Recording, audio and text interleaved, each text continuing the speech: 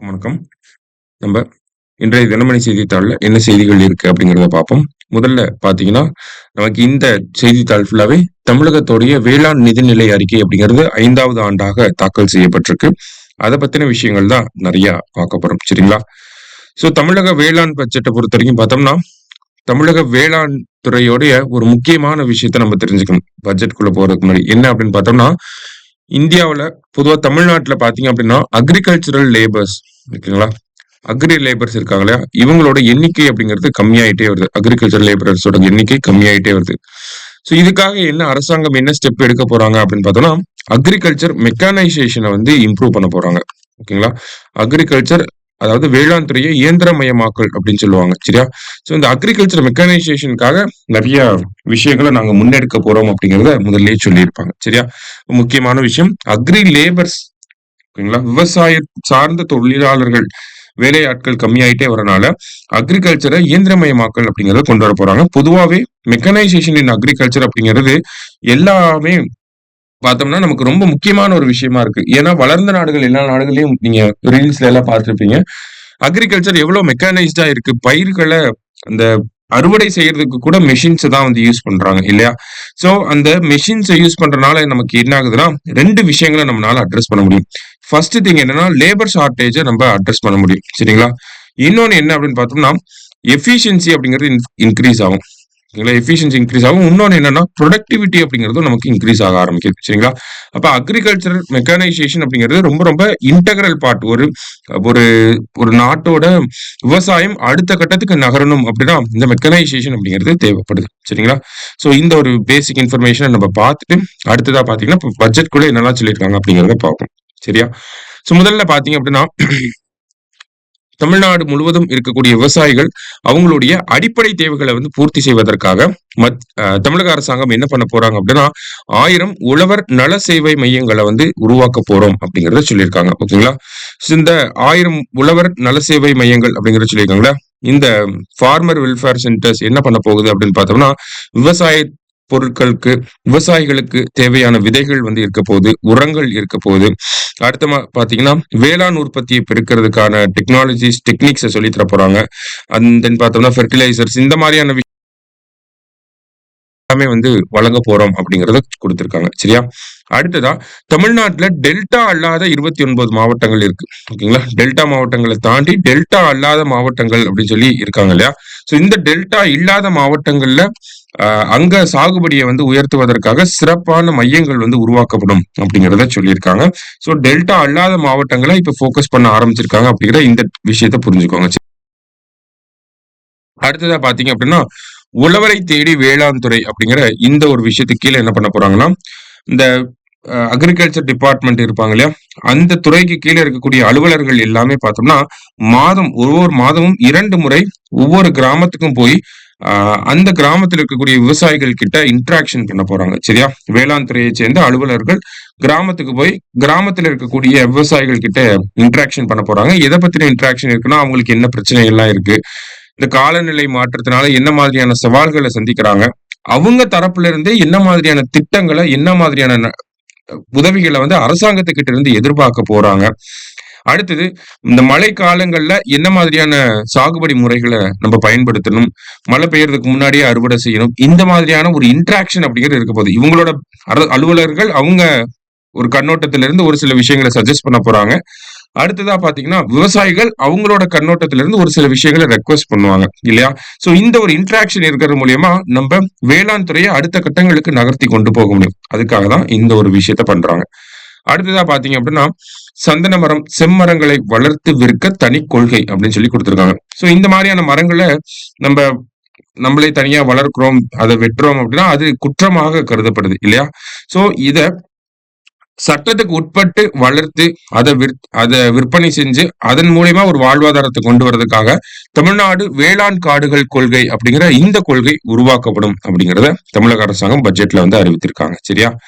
அடுத்ததா பாத்தீங்கன்னா, சூரிய சக்தி பம்பு செட்டுகள் அமைக்க மானியம். அதாவது ஒரு சில விவசாயிகள் அவங்களே எலக்ட்ரிக் மோட்டார்ஸ் வந்து வச்சிருப்பாங்க.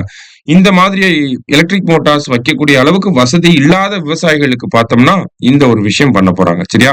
கிட்டத்தட்ட 1000 உழவர்கள் வந்து பயனடையக்கூடிய வகையில சூரிய சக்தி பம்பு செட்டுகள், அதாவது சோலார் பம்ப்ஸ் அப்படிங்கிறத பிக்ஸ் பண்ண போறாங்க.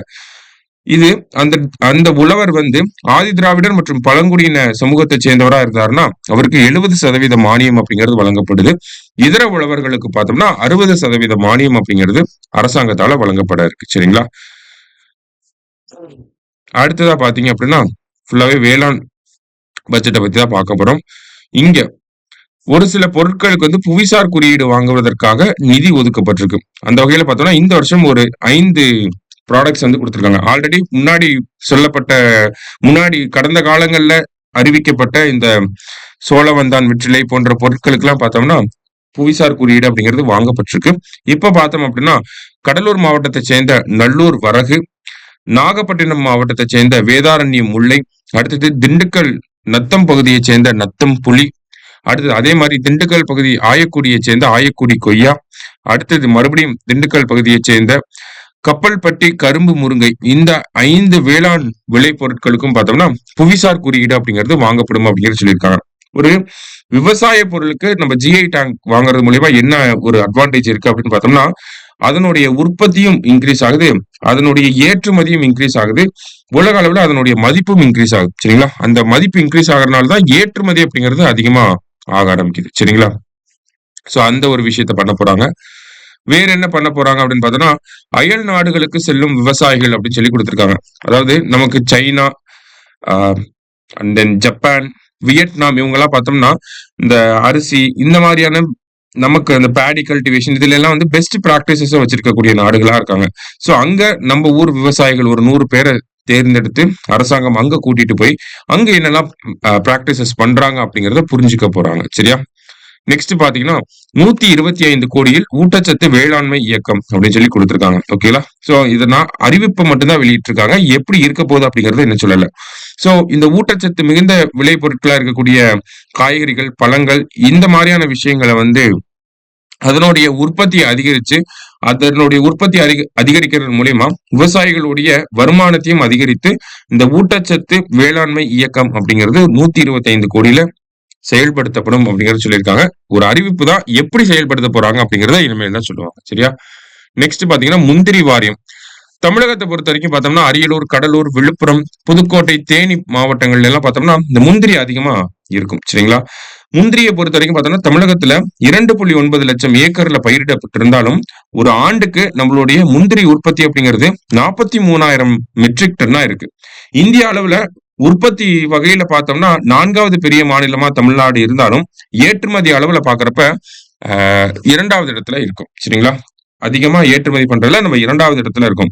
அப்ப முந்திரியினுடைய முக்கியத்துவம் அப்படிங்கிறது நமக்கு புரியுது. அதனால அரசாங்கம் என்ன பண்ண போறாங்க அப்படின்னா ஒரு 10 கோடி ரூபாய் செலவுல தமிழ்நாடு முந்திரி வாரியம் அப்படிங்கறத ஏற்படுத்த போறோம் அப்படிங்கறத பட்ஜெட்ல அறிவிச்சிருக்காங்க. அடுத்தது ஊரக மகளிருக்கு, அதாவது ரூரல் விமன் இருக்காங்க இல்லையா, அவங்க விருப்பப்பட்டா அவங்களுக்கு 50% மானியத்தோட நாட்டுக்கோழி பண்ணைகள் வந்து வைத்து தரப்படும் அப்படிங்கறத சொல்லியிருக்காங்க. இதற்காக ஒரு 360 பேர் வந்து சூஸ் பண்ணுவோம் அப்படிங்கறத சொல்லியிருக்காங்க. சரியா? சோ நிறைய விஷயங்கள் சொல்லியிருந்தாங்க. சின்ன சின்ன விஷயங்களா நிறைய இருந்துச்சு. ஆனா நமக்கு தேர்வு அடிப்படையிலன்னு பாக்குறப்ப பெரிய அளவுல நமக்கு அக்ரி பட்ஜெட்ல இருந்து எதுவும் ரிஃப்ளெக்ட் ஆகுறது இல்ல. கடந்த 5 ஆண்டுகளா அக்ரி பட்ஜெட்டை போட்டுட்டு இருக்காங்க. பெரிய அளவுல அக்ரி பட்ஜெட்ல இருந்து ரிஃப்ளெக்ஷன் அப்படிங்கிறது கம்மியா தான் இருக்கு. இருந்தாலும் முக்கியமான திட்டங்களை நம்ம பார்த்துதான் ஆகும். சரிங்களா? அந்த வகையில என்னெல்லாம் முக்கியமா சொல்லியிருக்காங்க அப்படிங்கறத மட்டும் தான் நம்ம பார்த்திருக்கோம். தனித்துவமான அறிவிப்புகளை மட்டும் தான் பார்த்திருக்கோம். மற்றபடி பார்த்தோம்னா ஆல்ரெடி இருக்கக்கூடிய திட்டங்களுக்கு நிறைய நிதி ஒதுக்கப்பட்டிருக்கு. சின்ன சின்னதா நிறைய விஷயங்கள் பண்றாங்க. காய்கறி வளர்ப்புக்கு வந்து அதிக நிதி ஒதுக்கி இருக்காங்க. அடுத்ததா பாத்தீங்கன்னா நமக்கு விவசாயிகளுடைய வருமானத்தை உயர்த்துவதற்காக நிதி ஒதுக்கியிருக்காங்க. பயிர் காப்பீட்டுக்காக நிதிகளை ஒதுக்கியிருக்காங்க. நீர்ப்பாசன வசதிகளை மேம்படுத்துவதற்காக நிதிகளை ஒதுக்கியிருக்காங்க. இந்த மாதிரி நிறைய விஷயங்களுக்கு நிதிகள் ஒதுக்கப்பட்டிருக்கு. அவ்வளவுதான். சரிங்களா? பேசிக்கா நமக்கு முக்கியமா எக்ஸாம் பாயிண்ட் ஆஃப் வியூல என்னெல்லாம் தேவையோ அதை மட்டும் லைட்டா பார்த்துருக்கோம் நம்ம. சரிங்களா? ஜஸ்ட் என்னங்கிறத பார்த்துக்கோங்க. அதுவே போதும். மனப்பாடம் பண்ணணும்னு அவசியம் இல்லை. என்னென்னலாம் பண்ணியிருக்காங்க அப்படிங்கறது ஒரு டைம் ரீட் அவுட் பண்ணாலே போதும். சரிங்களா? இதே மாதிரி நாளைக்கு நியூஸ் பேப்பர் ரீடிங்ல வெயிட் பண்ணலாம். தேங்க்யூ.